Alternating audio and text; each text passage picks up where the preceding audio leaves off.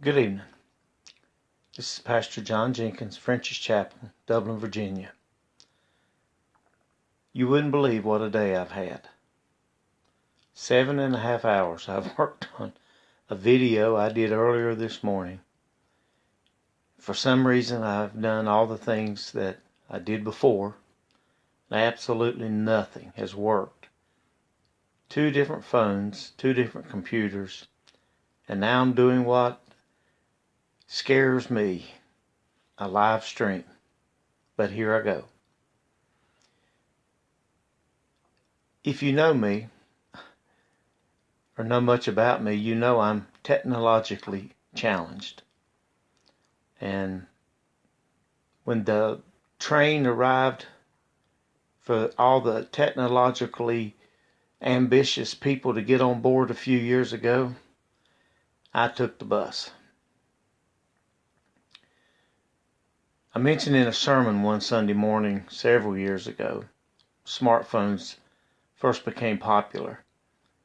I mentioned that I didn't want a smartphone because I didn't want a telephone smarter than I was.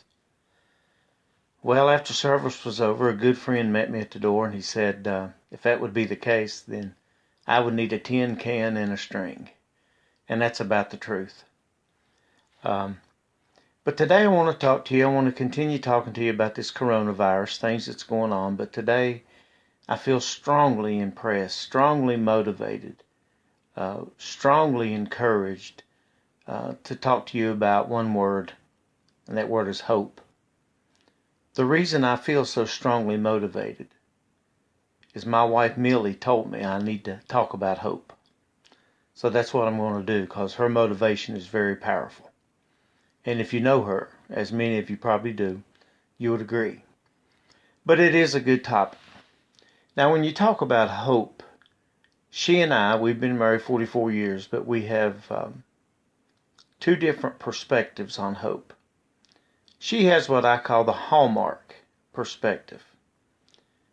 You know the Hallmark movies where at the end, the 2 lovebirds kiss in the waning seconds of the movie, and the music winds down, and you turn the TV off and go to bed, feel all warm and fuzzy.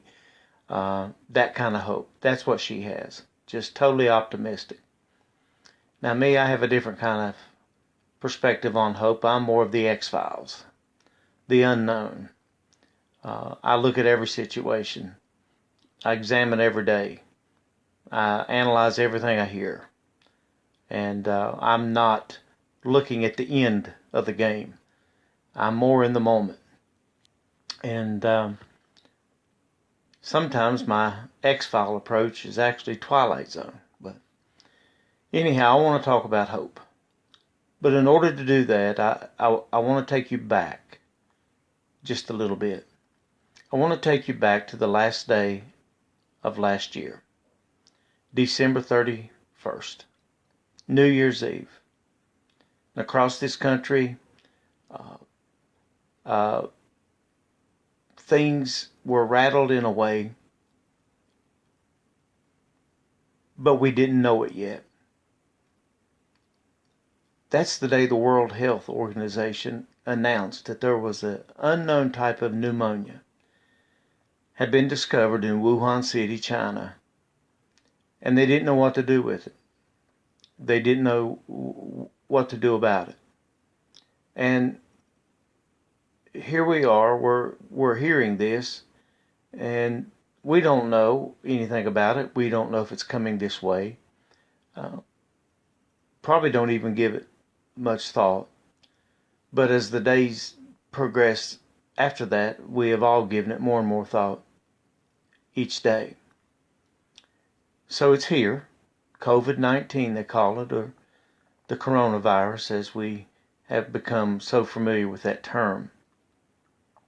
And it's here, and we're dealing with it day by day. Each of us are.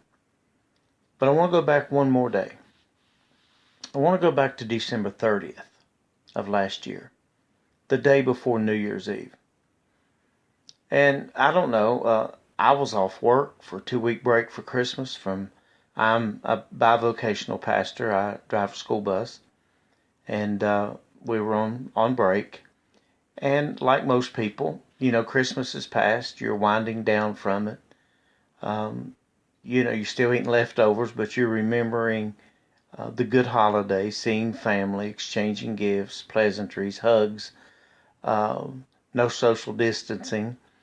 We were embracing one another, and it was a good time. And on December 30th, we were also looking forward to the New Year celebration. Maybe we were going to have a special service at church, or maybe get together and share another meal with family, or just be with friends, maybe watch a movie, be with people that we love, or maybe you're a little on the uh, wild side, for lack of a better word, and you had a big party planned where no telling what was going to happen. But, there we all are on December 30th.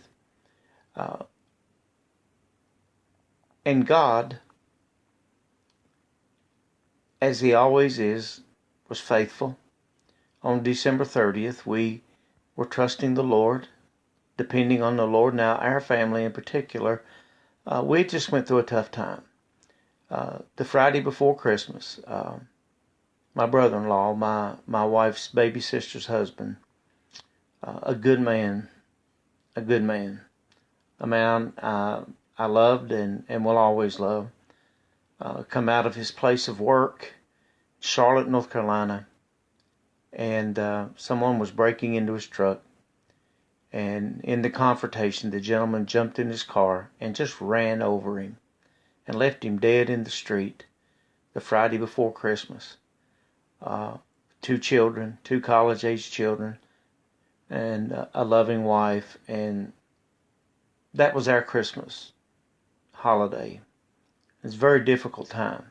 God helped us through those tough days and is still helping all of us as we cope with the loss, because it's a great loss. But that's my point.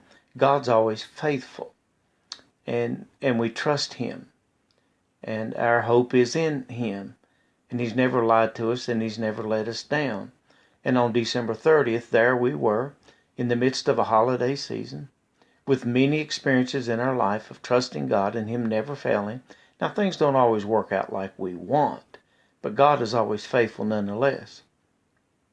And then December 31st appears, and with it comes this virus that we've since become all familiar with. Well, my point is, that same God on December 30th, that had always been faithful, always been trustworthy, always been a God we could depend on, trust, that same God was the same God on December 31st. See, He hadn't changed. You and I have changed. Our perspective has changed. Things that are important to us now are different than what they were then. Here, the month of March is almost ended. The grass, you can hear it growing. We're going to have to start mowing. We're going to be outside working in our yards like we normally do every spring, planting flowers, just enjoying this season. But now something's changed. We have a virus that has driven us to our homes. We have a virus that has caused us to be socially distanced. That's a term we never thought we would have heard before. We have a virus now that prevents us from getting close to even the people we love, because not only are we concerned for ourselves, but we're concerned for them. But God hasn't changed. Now, you're worrying more today about something that you never thought you'd have to worry before. And somehow, some of the things we thought were so important on December 30th of last year, somehow have, I don't know, faded into the background. And now our hearts and our minds and our thoughts and our concerns, especially as these big federal and state decisions are made to lock us in, to shut us down, to slow the economy, to take us away from our jobs, to separate us from our family, and to even keep us from our churches. These things weigh heavy on us, but there were a lot of concerns we had on December 30th. And in those concerns, just like our loss of my brother-in-law, just like those concerns, we were trusting God to get us through it. Well, here we are with this big bad virus come from China, and it's scaring everybody left and right, and God hasn't changed. See, that's my point. That's the hope that I want you to see. That you have hope in a God who hasn't changed. He knew this virus was coming. He didn't panic. He didn't wring his hands. He didn't get all frustrated and look to the angels and say, what in the world are we going to do? Here comes a virus. He's still God. From the foundation of the world, he knew this season of time. Didn't intimidate him. Doesn't bother him.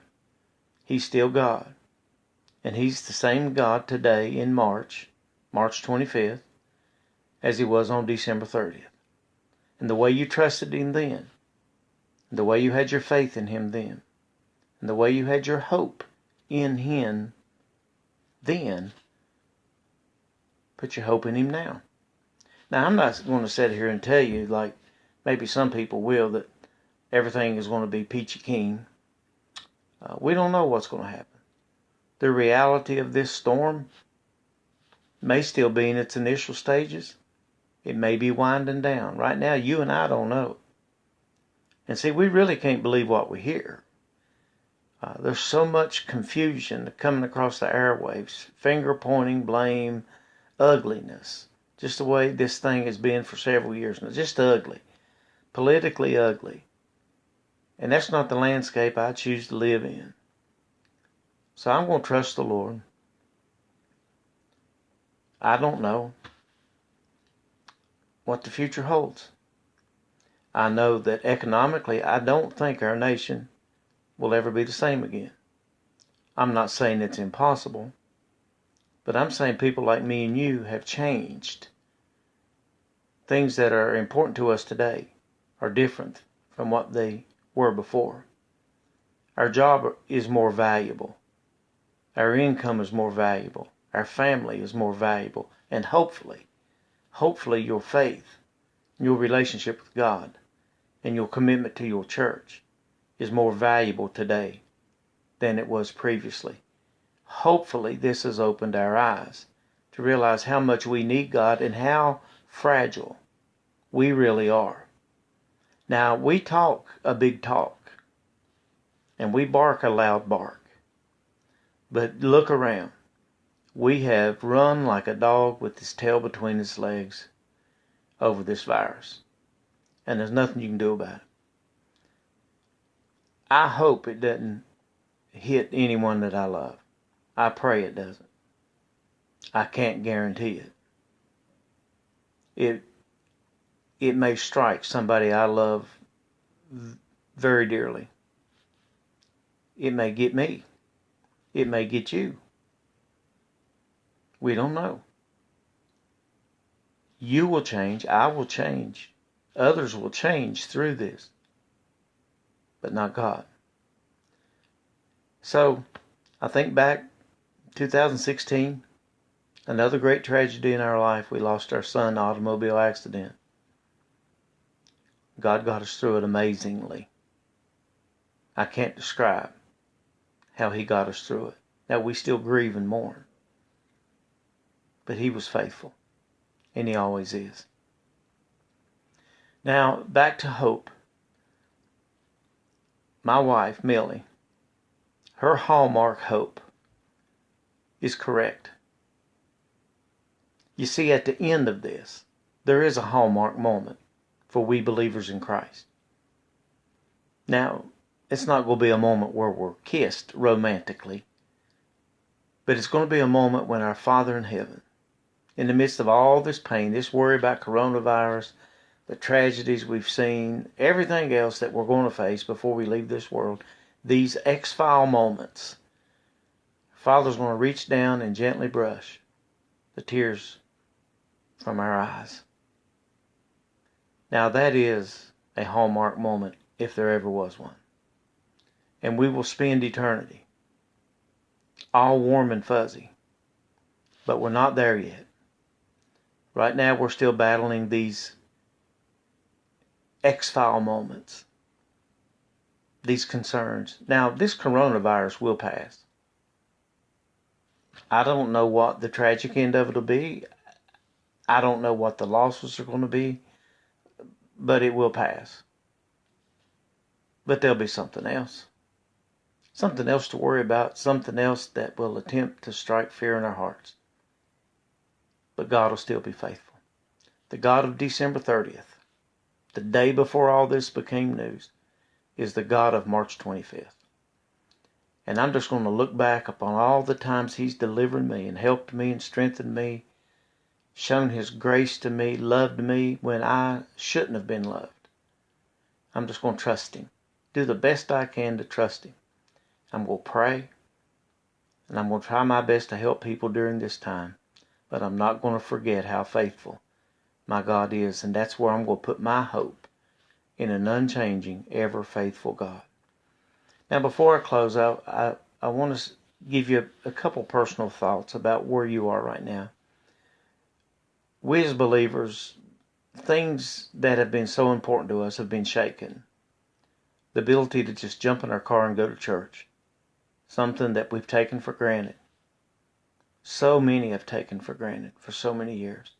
That ability right now is almost been taken from us. But if you are a part of a church family, I want you to know that your pastor, be it he or she, they are doing the absolute best they can to serve you. Now, I never thought I would do a live broadcast, and once I see this recorded, I'll probably never do another one. But some of them have chosen that path to minister to you. And when they do that, you be on the front row of your couch when it's live, and you support them, and you send them a little message afterwards telling them how much you enjoyed it and how much it ministered to you, and let others know your pastor is ministering. And your church, you keep your church and your church family in your prayers. And if you've made a commitment to your church, you continue to support it during this time. If it's a financial commitment, if it's some type of physical commitment, you continue to serve the Lord through your church the way that you have promised to do. Stay faithful. Stay connected. Stay in a position where you're sharing the love of God, because that call has not changed for you and I. Now, if you're having a bad day, have it in the prayer closet. Have it at the altar. Have it somewhere. Cry on God's shoulder. He can handle it. But when you face people, you put that smile on your face that belongs there. You let that joy bubble up in you and let others see. As the Bible says, we're supposed to live our life in a way that people are amazed at the hope that we have. And you let them be amazed at how unshakable your hope and your faith and your trust in God is. Now, if this is any good at all, feel free to share it. Feel free to comment. Pray for me. Pray for my technological disability. I don't know if even God can heal that. But be blessed, be safe, love the Lord, love people, and have a great, great, great rest of your day.